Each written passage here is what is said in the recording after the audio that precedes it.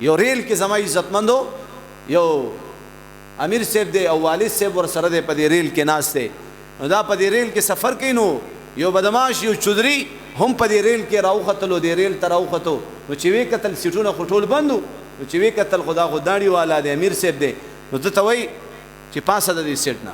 بدماش خو په بدماشي باندې د خلکو نه موبایل عملی پیسې ملي ارسالي په بدماشي باندې دا غاړي ته راوختو او په بدماشي باندې اوس د دې نوجوان نه سیټ اخلي نو هغه ولا سیټ نه ورکولو چیرې دا خو زما سیټ دی دا خو ما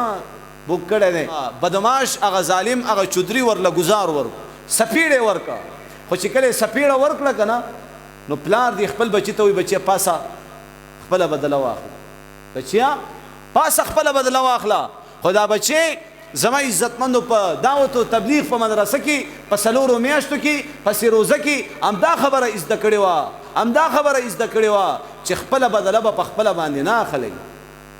والکاظمین الغیظ والعافین عن الناس غصہ کو پینے والا لوگوں کو معاف کرنے والا واللہ یحب المحسنین داسې خلق الله ته خوښ وي دا ورته وایي بچیا پاس خپل گزار ورکا خپل بدله واخله زما عزتمندو وینا نه بس الله شته الله شته الله رسو قتل خو به هر حال سزے پوری دی ریلګاډي مزلو کو لار کې سټیشن وغیرہ چې کم دی التا خلق څوک حاجت پوره کوي څوک وبس کی څوک یو کار بل کار زما عزتمندو خلق کوشو او خپل حاجات ضرورت پوره کو واپس ریل تراوخته ریل روانې دو نو دام زما عزتمندو ریل تراوخته چې کله راوخته پروانه کې دا ریل تراوخته دغه ځکه د دې بدماش د دې ظالم خپا خويش ولا چې خويش ولا د هغه ریل د لاندې راغی او ریل په د پاسه وخته داسې قیمه داسې ریزه کو هغه پلار دی خپل بچی ته مخ راړی وای بچیا ما درته ویل کنه چې پاس خپل بدله واخله یو گزارو ور کړې بدیو خو الله ته دې پرې خوستو الله داسې قیمه الله دې له داسې زما عزتمندو دا خې تو خې نه وباس زه په دې مسجد کې هم ډېرو خلکو به ما سره چیړ پیړ کول ما ته والد صاحب امدا خبره کوله بچیا الله شته بچیا الله ته پرې په الله قسم اوس تاریخ پوری زما عزتمندو زما مقتدیان بازی چې دا جمعه پرېخه دی والله العظیم د غدارو د منافقینو د بدمعشانو د ظالمانو د دین دشمنانو اغیله سات ور کړی دی او دغه جمعه ته ناراضي د الله کور ته ناراضي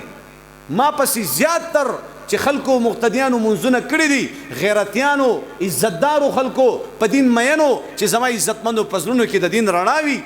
هغه خلکو ما پسې منځونه کړی دي ټول عمر او ما الله ته ویلي دي چې یا الله بې غیرته سړی یا الله ما پسې وروسته په منځ کې مه ودروه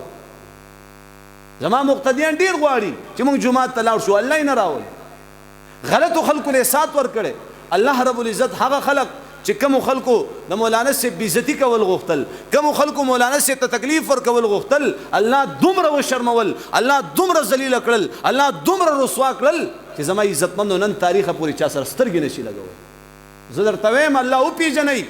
الله تخپل مسلې بیان کوي الله تخپل ځانونه ورسپاري اعمالو باندې راشي اعمالو باندې الله طرف ته زما عزتمندو متوجه شي وښ زمنګ نه اعمال شته نه جړا شته نه چې کم دی د الله سره تعلق شته بس هم د زندگی د تیروي کم از کم د الله سره خو تعلق جوړ کو کنه موږ څنګه مسلمانان موږ اوسه پوری یو مسله په الله باندې حل نک خپل دشمن په الله باندې داسې وي الحمدلله ما خپل دشمنان په الله داسې والدي چې نن تاریخ پوری بازنګړی اړي دا خلکو ته د ایمان او د یقین خبرې من کو